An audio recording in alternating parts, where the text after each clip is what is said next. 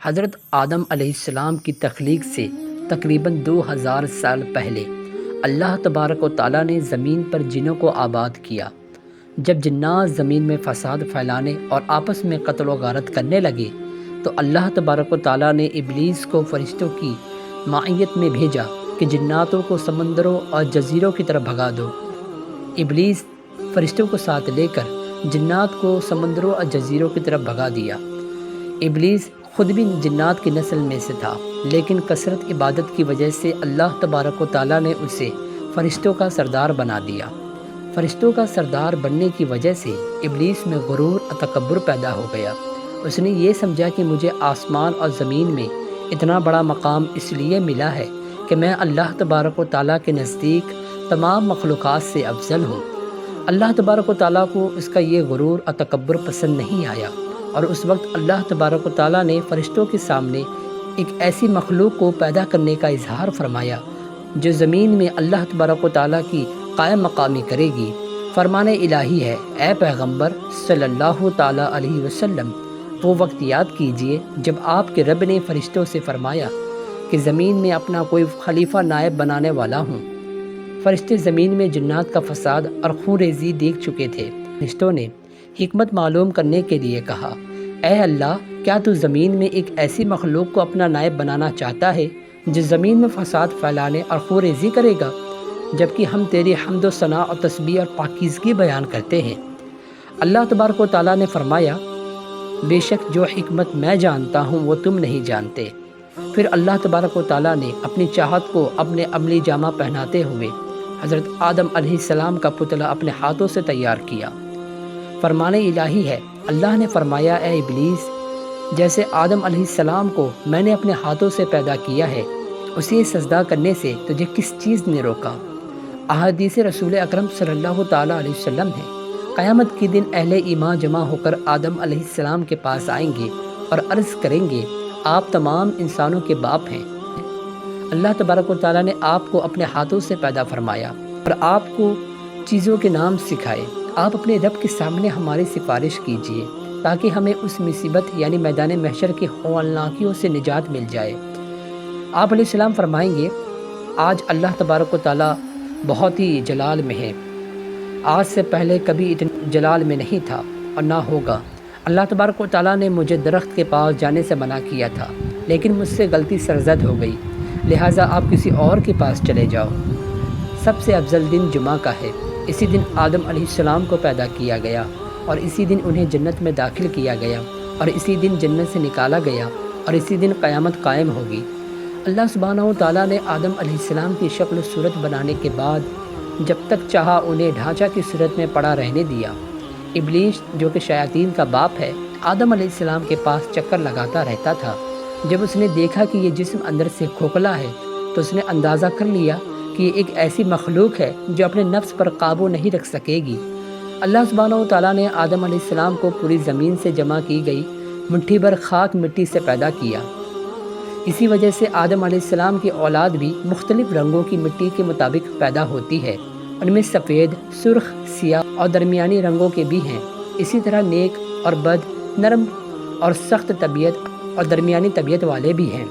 اللہ تبارک و تعالیٰ نے حضرت آدم علیہ السلام کو جمعہ کے دن اپنے ہاتھ سے انسانی صورت میں پیدا فرمایا تاکہ ابلیس اپنی بڑائی کا دعویٰ نہ کر سکے۔ اس کے بعد کچھ مدت کی مٹی کے بنے ہوئے ایک جسم کی صورت میں پڑا رہنے دیا۔ فرشتے اور ابلیس اسے دیکھ کر خوف زدہ ہوتے۔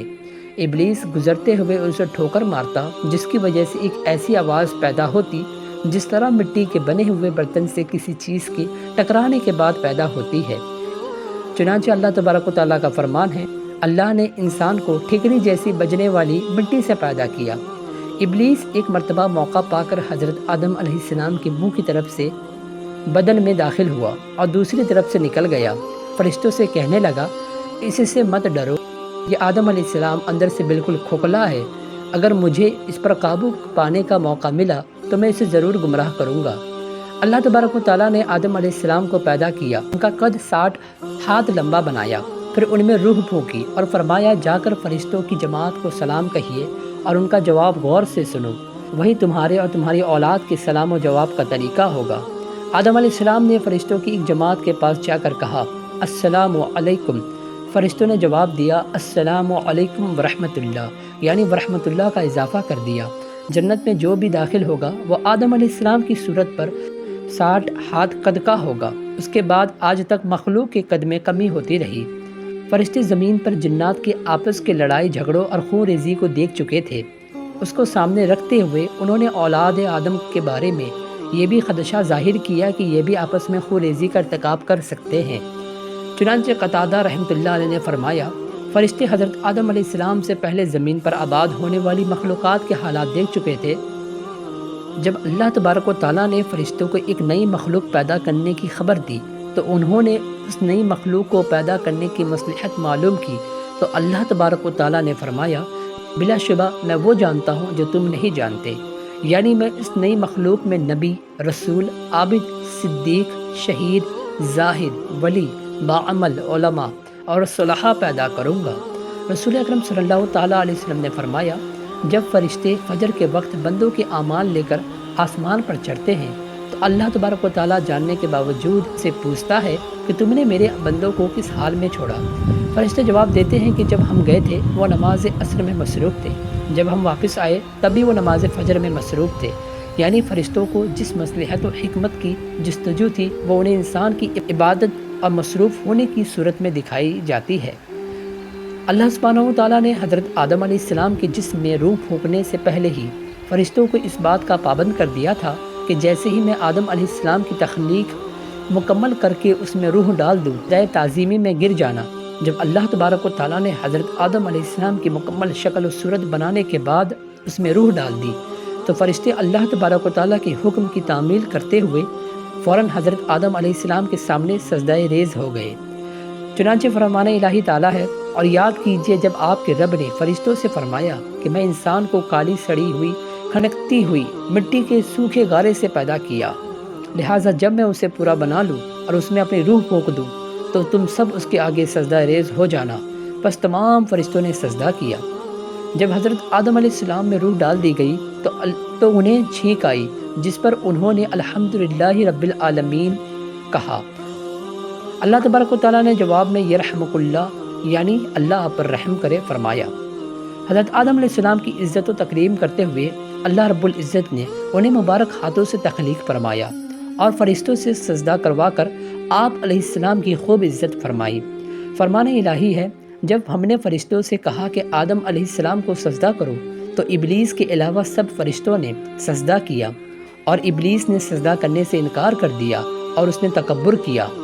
جب اللہ تبارک و تعالیٰ نے فرشتوں کو حکم دیا کہ آدم علیہ السلام کو سجدہ کرو تو تمام فرشتوں نے اللہ تبارک و تعالیٰ کے حکم کی تعمیل میں سجدہ کیا۔ ابلیس چونکہ کثرت و عبادت کی وجہ سے فرشتوں کے ساتھ رہتا تھا، لہٰذا اسے بھی فرشتوں کے ساتھ حضرت آدم علیہ السلام کو سجدہ کرنے کا حکم دیا گیا، مگر ابلیس حضرت آدم علیہ السلام کی عزت و فضیلت کو دیکھ کر حسد کرنے لگا اور تکبر کرتے ہوئے انہیں سجدہ کرنے سے انکار کر دیا۔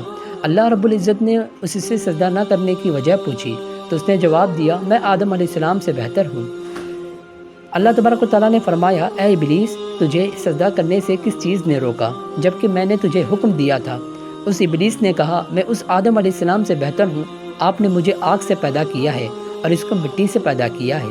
پس تمام فرشتوں نے سجدہ کیا سوائے ابلیس کے، اس نے سجدہ کرنے والوں کا ساتھ دینے سے صاف انکار کر دیا۔ اللہ تبارک و تعالیٰ نے پوچھا اے ابلیس تجھے کیا ہوا کہ تو سجدہ کرنے والوں میں شامل نہ ہوا؟ اس ابلیس نے کہا کہ میں ایسے انسان کو سجدہ نہیں کر سکتا جسے تو نے کالی سڑی ہوئی کھنکتی ہوئی مٹی سے پیدا کیا ہے۔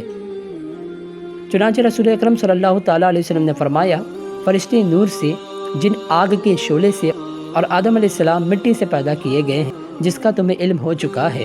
جب ابلیس نے اللہ تبارک و تعالیٰ کی نافرمانی کرتے ہوئے حضرت آدم علیہ السلام کو سجدہ کرنے سے انکار کر دیا تو اللہ تبارک و تعالیٰ نے مقام و مرتبہ چھین کر قیامت تک کے لیے اسے ملعون و مردود قرار دے کر جنت سے نکل جانے کا حکم دے دیا۔ فرمان الہی ہے اللہ نے فرمایا اے ابلیس تو یہاں جنت سے نکل جا، بے شک تو مردود ہے، لا شبہ قیامت کے دن تک تجھ پر میری لعنت برستی رہے گی۔ اللہ تبارک و تعالیٰ نے فرمایا تو یہاں جنت سے اتر جا، اس لیے کہ تجھے کوئی حق نہیں کہ تو یہاں جنت میں رہ کر تکبر کرے، لہٰذا تو نکل جا، بے شک تو ذلیلوں میں سے ہے۔